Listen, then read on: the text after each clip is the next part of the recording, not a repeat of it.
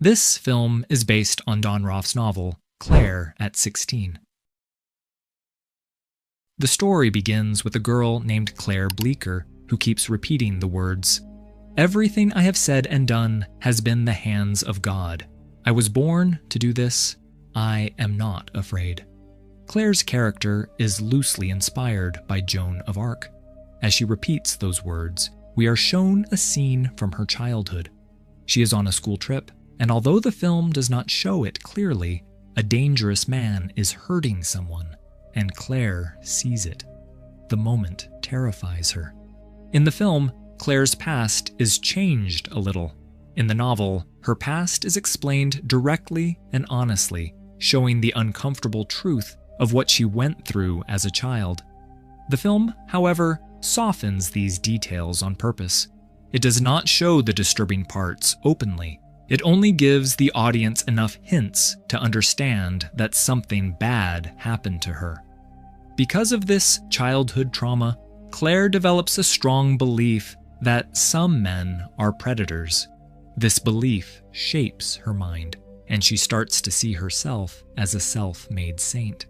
Claire's parents have already passed away. After that, she lived in different towns for some time, and now she is staying with her grandmother in this city, where she also attends the local college. Throughout the film, Claire appears very religious, but in reality, she is not. Her idea of being a saint does not come from religion. It is more symbolic, connected to the way she sees herself and her purpose. Later in the story, things start becoming clearer. One day, after classes end, Claire is waiting at the bus stop. Two girls tell her that the bus is not coming that day. Claire is suddenly alone there. Before she can leave, a car stops in front of her. Inside is a man, and from his behavior, it is very clear that he is not a good person, and his intentions are not right. He makes up a story saying that he is on his way to pick up his daughters, but doesn't know the route, and he asks Claire for help. At first, Claire simply gives him directions, but the man, whose name is Joe Morton, wants more. He keeps trying to convince Claire to sit in his car, even offering her money. Claire finally gets into his car. When they reach the location she mentioned, Joe still doesn't stop, which confirms Claire's suspicion that something is wrong. At that moment, she begins repeating the same line again. "Everything I have said and done has been the hands of God. I was born to do this. I am not afraid." While she whispers this, we also see another flashback from her childhood, the moment when a dangerous man attacked during her school trip. All the children ran away in fear, but Claire picked up a rock and ended that threat herself. This event became the root of her lifelong trauma, and after that day, a different personality formed inside her. She began to see herself like Joan of Arc, someone fighting against the darkness in the world, especially against predator-like men. Joe hears her whispering and asks what she is saying. Claire tells him it's a quote from Joan of Arc. She adds that Joan was burned in the end, but before her death, she stopped many wicked people. Then, suddenly, Claire attacks Joe. She doesn't show any fear. She had entered his car on purpose. The car spirals out of control, crashes, and Joe loses his life in the accident. Claire survives, gets out of the vehicle, and later removes every piece of evidence that could suggest this was anything other than an accident. It also feels like she may have done this kind of thing before. In her eyes, none of this is wrong. She believes she is doing something good. After Claire's trauma was triggered, she ended Joe's life. When she returned home that evening, Juliana and Grandma Gigi were dancing. Claire was very late, and Juliana was upset because they were supposed to prepare for exams. She kept questioning Claire, but no one knew the truth about her. Later, they had dinner, and Gigi talked about her old acting career. After that, Juliana left, and Gigi fell asleep after drinking. When Claire went to her room, she sensed someone there. Suddenly, a man named Bob appeared behind her. But he wasn't real. Bob had died a month earlier after slipping while talking to Claire. She didn't harm him. He was drunk and stressed because his wife had betrayed him. Since then, he appears only in Claire's mind. Bob acts funny, even though the rest of the movie is serious. Claire talks to him often, and Gigi has noticed this, worrying about her mental state. The next day at college, Claire is with Juliana and Amity Liston when she learns that a girl went missing last year and recently Joe was found dead.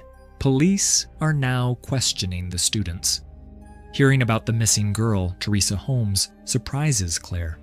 Police question all students, and Detective Timmons asks her where she was between 2 p.m. and 8 p.m.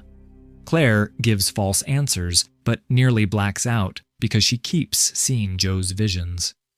Before she loses control, Timmons ends the interview. Claire gets scared her secret might surface, but Bob comforts her, saying no one suspects her. Later, Wade Brandon, Amity Liston's ex, offers Claire a ride. She normally avoids guys, but when she sees Detective Timmons nearby, she accepts. Wade likes her and invites her to a party, asking her not to tell Amity. Claire agrees reluctantly. During the ride, she learns Wade has tension with a boy named Truman. That evening, Claire talks to Bob and decides to try living a normal life and stop going after dangerous men. She then goes to Wade's party, where Truman is busy taking photos of people. Truman also takes Claire's photo, and they talk briefly before everyone returns to enjoying the party. From Wade's expressions, it's clear he's attracted to her. Soon, the police arrive, and the students scatter. Claire goes looking for a bathroom, but accidentally enters Wade's room. There, she finds disturbing photos, girls photographed when they were not fully aware, including pictures of Amity. It clearly hints something wrong is happening. As Claire leaves the room, Wade shows up. He seems suspicious and questions her, but Claire wants to leave immediately because things no longer feel safe. On her way home, she notices a suspicious car and follows it to a house, though she doesn't investigate further. Even though Claire had promised herself to live a normal life, seeing those photos triggers her trauma again. Now she needs to know the truth and feels she must take action. She begins suspecting Wade, so she asks Amity if she ever noticed anything strange about him. But instead of answering, Amity gets angry, thinking Claire is trying to get close to Wade and even went to his party without telling her. Claire then starts researching on her own and is shocked to learn that over the past several years, more than 50 girls have gone missing in that area, including the girl whose photo she saw in Wade's room. She rushes to tell Juliana, hoping she'll understand something is seriously wrong. But Juliana is upset that Claire went to Wade's party behind her back and refuses to take her seriously, which deeply frustrates Claire. At college, Claire sees Detective Timmons talking to Amity.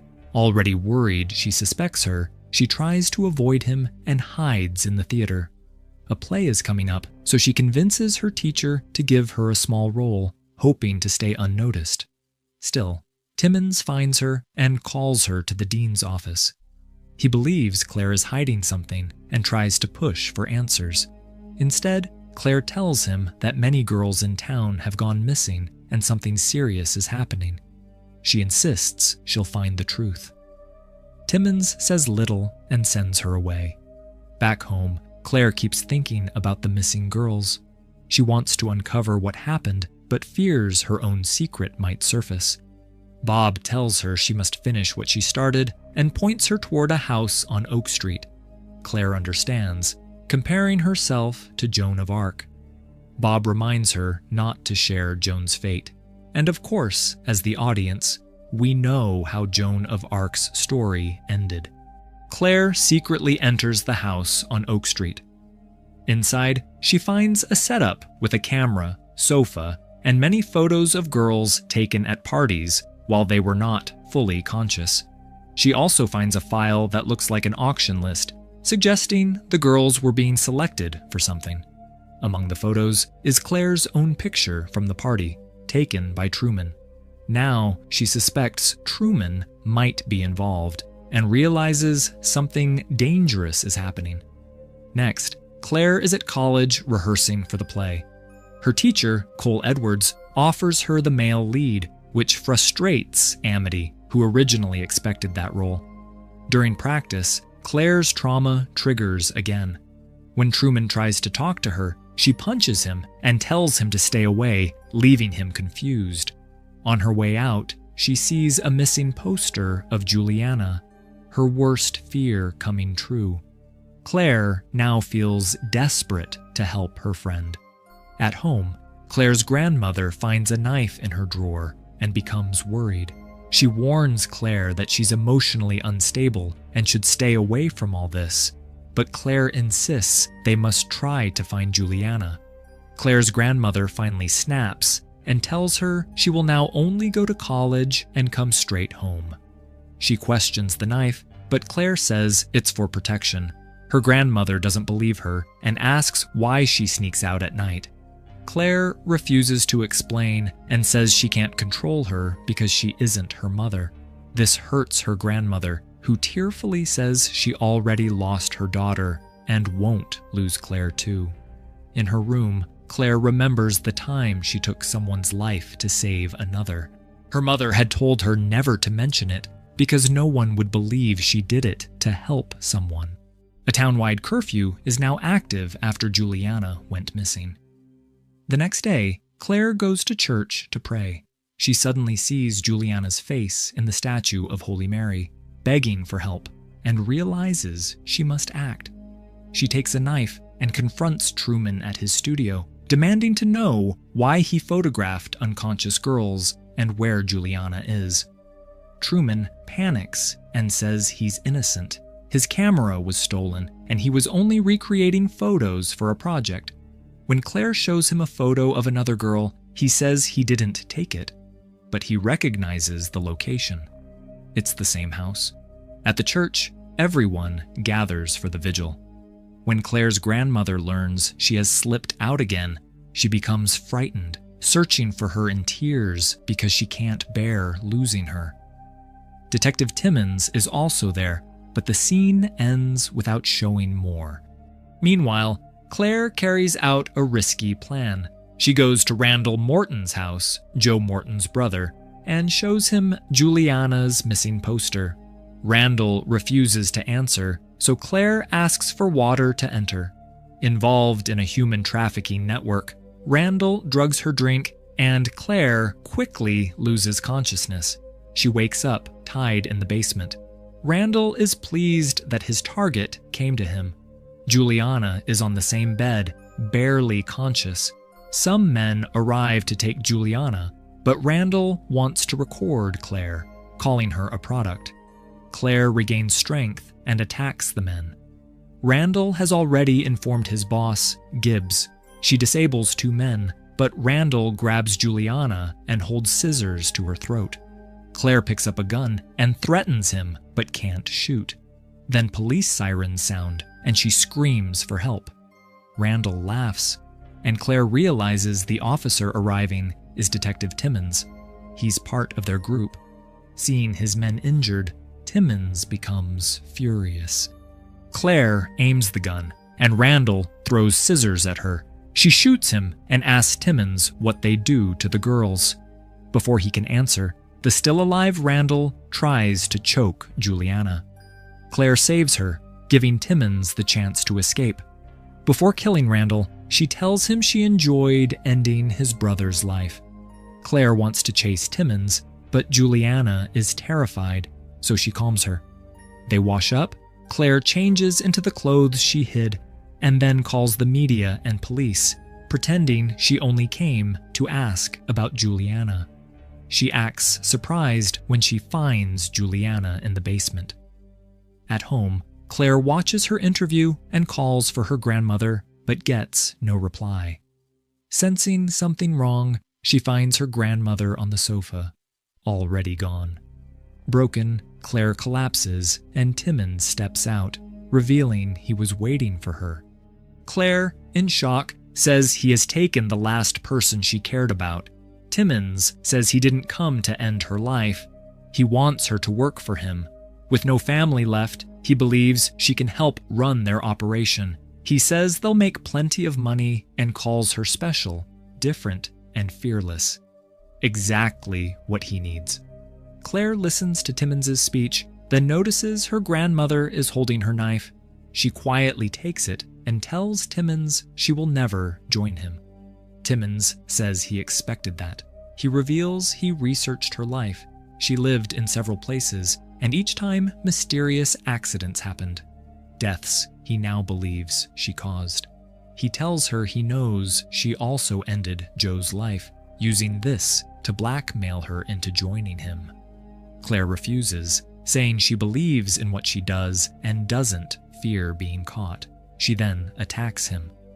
They struggle, and Claire tries to escape, but Timmons catches her and slaps her, knocking her into the lake. The fall triggers her trauma again, and she sees symbolic visions, flames surrounding her like Joan of Arc, as if she's being reborn. Thinking she drowned, Timmons turns to leave, but Claire rises from behind, grabs him, and snaps his neck, ending him. Sometime later, Claire is shown recovering from her grandmother's death. Bob still appears to her, encouraging her. Claire remains a hidden hero, someone whose true identity no one really knows. In the final scene, Claire gets ready for her college play. Amity tells her she'll do great. Bob appears and says she still has one last task. He gives her a code, 1713. Claire doesn't understand at first, but then Amity's phone rings, the one she accidentally left behind. Claire realizes the code is its password. When she checks the messages, she finally understands. The recruit Gibbs mentioned was Amity herself. Gibbs had ordered her to end Claire's life. This betrayal fills Claire with quiet anger. Outside, the performance is about to begin. Claire goes backstage, deep in thought, and notices the props. She replaces the fake stage knife with a real one, and then she repeats the same quote. "Everything I have said and done has been the hands of God. I was born to do this. I am not afraid." With that, the film ends. How do you see Claire's character? She feels like a modern Joan of Arc, a hero, yet also a traumatized woman. But if you look closely, she only targeted bad people in the film. Does a wrong action become right if it's done with good intentions? She will probably continue her mission, and maybe one day she will get caught. Who knows? When pain is not understood or healed, it turns into something a person starts worshiping like a god.